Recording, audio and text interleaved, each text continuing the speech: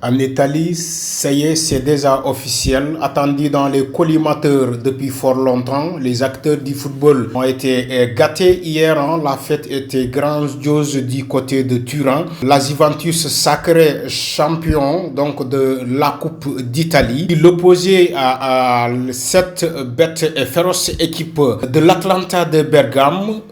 Finalement, la Juventus va renverser la mise dès les premiers instants de la première mi-temps. Une passe venue de la gauche par Andrea Cambiaso a délivré une passe décisive à l'attaquant serbe Dusan Vlahovic qui a réalisé donc transformer cette action à un but. Désormais, déjà à la 4e minute de jeu, 1-0 en faveur de la Juventus de Turin. Le score sera ainsi jusqu'aux ultimes des temps réglementaires pour voir dans la foulée l'arbitre de ce match siffler un match déjà terminé. Juventus peut sauver enfin sa saison. De côté de l'Angleterre, la bataille s'intensifie pour le titre du champion. Le champion en sortant Manchester City qui continue de garder son avantage, léger avantage sur son rival Arsenal. Arsenal qui va devoir se batailler dans la dernière journée de ce championnat, la 38e journée. Et ce week-end à partir de dimanche, les matchs sont joués à la même heure. Et aussi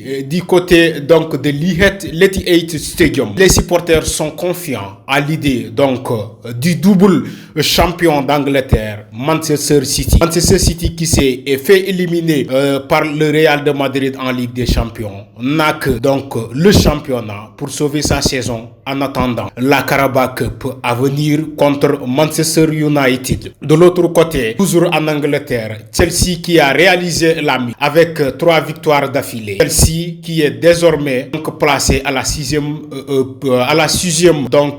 place de ce championnat. Désormais, les Bleus peuvent compter bel et bien à jouer la C4 dès l'année prochaine. Ils sont déjà en Europe à un pas de l'exploit. En attendant leur dernier match